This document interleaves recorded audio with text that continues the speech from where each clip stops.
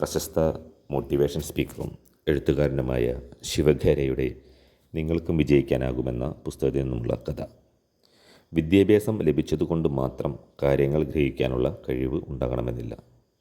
വഴിയോരത്ത് fast food വിഭവങ്ങൾ വിൽപ്പന നടത്തിയിരുന്ന ഒരാളുടെ കഥ ശ്രദ്ധിക്കൂ. വളരെ ഉത്സാഹത്തോടെയാണ് അയാൾ കച്ചവടം നടത്തിയിരുന്നത്. വിൽപ്പനയും ലാഭവും വർദ്ധിക്കുന്നതിനനുസരിച്ച് അയാൾ കൂടുതൽ വിഭവങ്ങൾ തയ്യാറാക്കാൻ വേണ്ട സാധനങ്ങൾ വാങ്ങുകയും പാചക സൗകര്യം വിപുലീകരിക്കുകയും ചെയ്തു. എഴുത്തും വായനയും അറിയാത്തതുകൊണ്ട് അയാൾ പത്രങ്ങളൊന്നും വായിച്ചിരുന്നില്ല.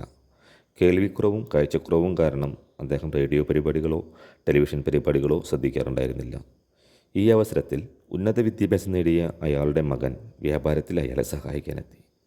ഒരു ദിവസം മകൻ ചോദിച്ചു, ആഗോളതലത്തിൽ സംഭവിക്കാൻ പോകുന്ന സാമ്പത്തിക മാന്ദ്യത്തെപ്പറ്റി അച്ഛനറിയാമോ?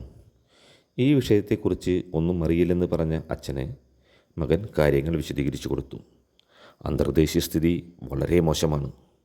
അതിലും മോശമാണ് രാജ്യത്തിൻ്റെ സ്ഥിതി. ഒരു വൻ തകർച്ചയെയാണ് നാം നേരിടാൻ പോകുന്നത്. ആസന്നമായ ഈ തകർച്ചയെ നാം നേരിടാൻ തയ്യാറെടുക്കേണ്ടിയിരിക്കുന്നു എന്നും മകൻ പറഞ്ഞു. വിദ്യാസമ്പന്നനായ മകൻ്റെ ഉപദേശമനുസരിച്ച് അച്ഛൻ സാധനങ്ങൾ വാങ്ങുന്നതിൽ കുറവ് വരുത്തി. ഓർഡറുകൾ ശേഖരിക്കുന്നതും കുറച്ചു. ഇതിനൊപ്പം അയാളുടെ ഉത്സാഹവും കുറഞ്ഞു. ക്രമേണ കടയിൽ ആൾക്കാർ വരാതായി. വിൽപ്പന മോശമായതോടെ ലാഭവും ഇല്ലാതായി. അച്ഛൻ മകനോട് പറഞ്ഞു, നീ പറഞ്ഞത് വളരെ ശരിയായിരിക്കുന്നു. നമ്മളൊരു തകർച്ചയിൽപ്പെട്ടിരിക്കുകയാണ്. ഈ കഥയിൽ നിന്നും നമ്മൾ മനസ്സിലാക്കേണ്ടത് എന്താണെന്ന് വെച്ചാൽ, നമ്മുടെ ബുദ്ധിശക്തി കാര്യഗ്രഹണ ശക്തി ആകണമെന്നില്ല. ഉയർന്ന ബുദ്ധിശക്തിയുള്ള വ്യക്തി കാര്യങ്ങൾ ശരിക്ക് ഗ്രഹിക്കണമെന്നുമില്ല. അതുപോലെ തന്നെ ഉപദേശകരെ ശ്രദ്ധാപൂർവം തിരഞ്ഞെടുക്കുന്നതോടൊപ്പം നിങ്ങളുടെ വിവേകവും കൈവിടാതിരിക്കുക.